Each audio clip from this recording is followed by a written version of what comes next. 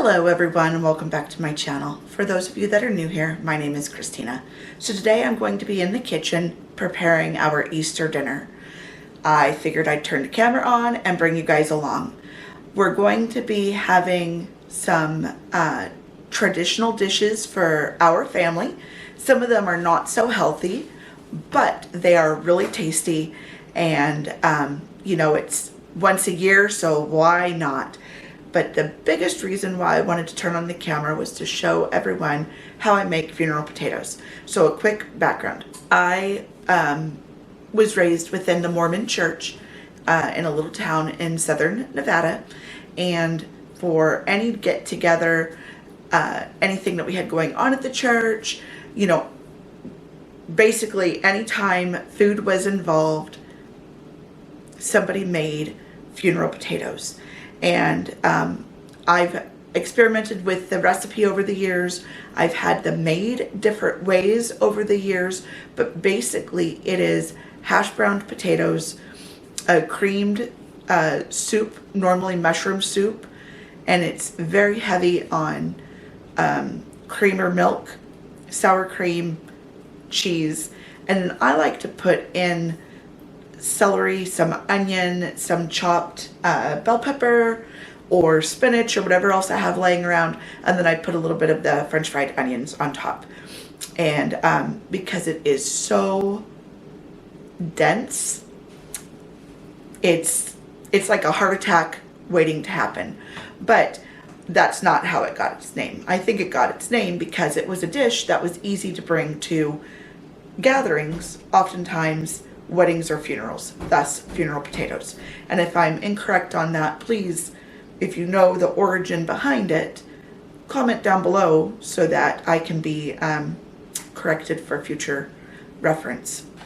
So I'm using frozen potatoes, the shredded hash browns from Walmart. Now I'm going to pour the potatoes into a bowl in a minute, and I don't even know how much of the smaller bag I'll eat. But like I said, these have been thawing out all morning.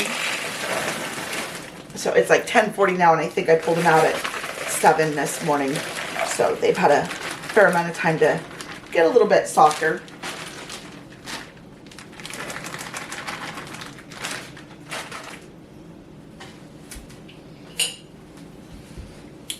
So that's probably 1, 2, 3, 5 cups maybe that's in there. So that's probably 6 cups, 7, let's say it's probably 8 cups.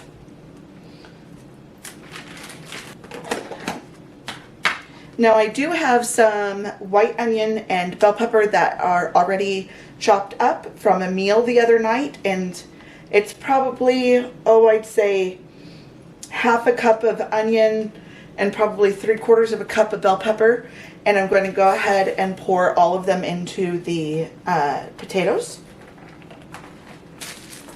And then because I like celery in mine, I'm going to chop up 2 stalks of celery, and after rinsing it, I just cut off the end, and I do leave the leafy part on it. And I do cut that up and add it in. And then I just cut the celery basically in half and then chop it up from there. And then again, I'm just cutting that green up right on into it. Those leaves are totally edible, and they have a really nice flavor that's a little bit stronger than the celery itself, in my opinion. And so I do like, when I'm using celery in recipes, I do like to use the leaves.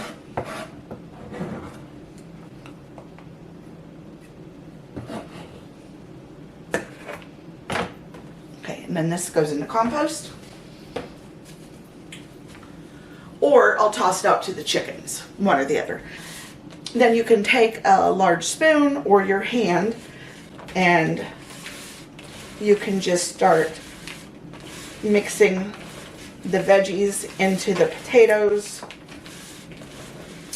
Another reason why I like to thaw them out is I suffer from Raynaud's phenomenon, and I do not handle cold well. And so if these were frozen, I would not be able to put my hand into it without the tips of my fingers turning white and getting really uncomfortable. But that is another reason why I like to thaw it out. You can use them frozen, it does not matter, but that's just a preference of mine. So because I am going to be making two things with that will be taking cream and mushroom soup, I went ahead and bought just a large can rather than several small cans. This is a 26 ounce, and I'll use about half of it in the funeral potatoes and in the other half in the green bean, the very small green bean casserole that I'm going to make. I have a little potato there. And then with your spoon, you can start mixing it in. And don't worry if it's kind of dry, because we will be adding in milk in just a minute, about a cup to a cup and a half of milk, or heavy whipping cream, whichever you prefer. I just have milk on hand right now. And then we'll be adding in about a cup to a cup and a half of sour cream. Okay. So I do a little bit of salt and pepper.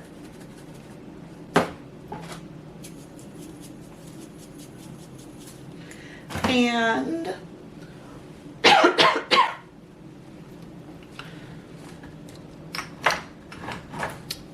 I like basil in just about anything. So I do a little bit of basil. If I have fresh parsley on hand, then I do fresh parsley. But I don't have any growing in the garden yet. It's not quite that time of year. And sometimes I will do celery seed or celery salt, but I do not see any up here, so it must be, yeah, I don't see any. Oh, but I do have rosemary.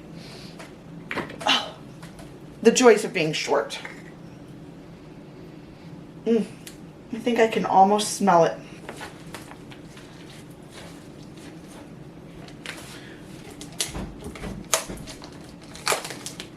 So this is a brand new thing of sour cream, and I just bought the 16 ounce. I'm not even going to measure it into the measuring cup, and so I'm just going to, you know what, I think it's going to be about 8 ounces. I'm just going to divide this right in half. If you can see that. And so I didn't even have to measure it out. And call that done. I will, however, measure the milk. And we normally get 2% milk, and we just get a half gallon because we're not milk eaters or drinkers. It's usually just in recipes. And I went with 1 1/3 cup. And that looks like that's a nice round amount. And I'm going to pour about half of it in and start blending this. And then I'll finish pouring it in. Now, if you're working with frozen hash browns, they're not thawed out, and you pour your liquid in, it kind of crystallizes, and the hash browns will all clump together and stick really bad.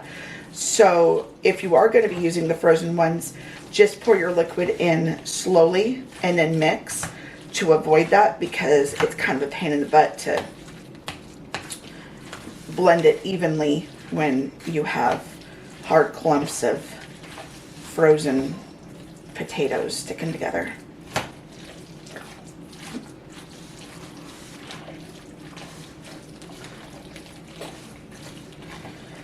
And I couldn't even begin to tell you how many calories this is.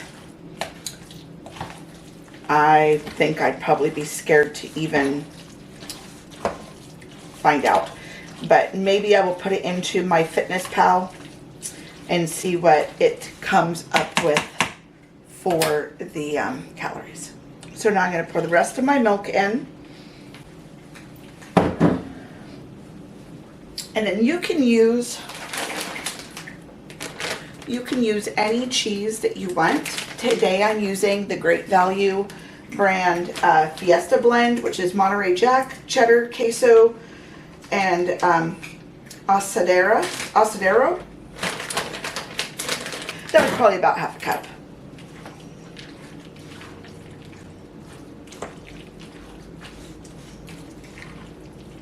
And then blend that in with the last bit of the liquid, the milk that we had poured in. But part of the fun of this recipe is how unhealthy it is and how full of fat, you know. It's really, really, really just dense and rich. Okay, so I'm gonna do 2 more handfuls. So we'll be right around probably a cup and a quarter of cheese that we've put in so far. And then I'm going to get my casserole dish out in just a minute. So I like to use a shallower pan because when I use a deeper pan, when it's really thick like that with the potatoes, they just don't seem to get a little bit more of like that crust or crispiness around the edges. And when you're dishing into it, it just seems like you come across a lot of really thick potatoes that really didn't cook as well. And again, that's just my own preference. You can do it however you want. So I have my stick of butter. And I'm just going to cut some pats and place them in the bottom of the casserole dish. Okay, so I probably ended up doing not quite a quarter. It ended up being probably 1, 2, 3 tablespoons. So now we can pour it into our casserole dish.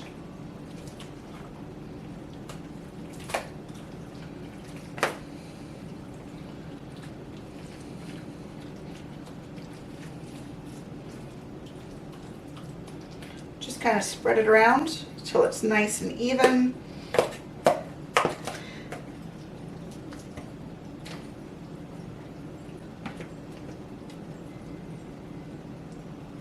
And this is, I think, a 9 by 11 cake pan or baking dish. And we would like to get 2 to 3 meals out of this.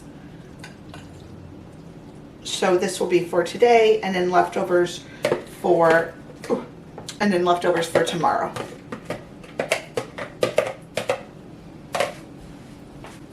And so this is what it looks like pre-bake.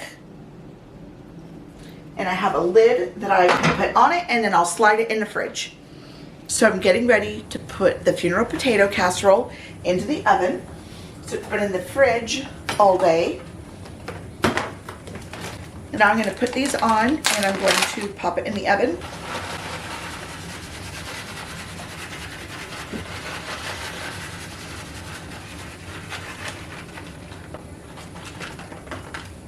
Okay, and so that's probably a quarter of a cup of French fried onions on it, maybe a third of a cup. And I'm going to do about a half of a cup or so of cheese. So let me show you what this looks like as I get ready to put it in the oven. This is the funeral potatoes in the shallow baking dish with all that goodness. And now there's the funeral potatoes. And those will cook for about 40 minutes or so.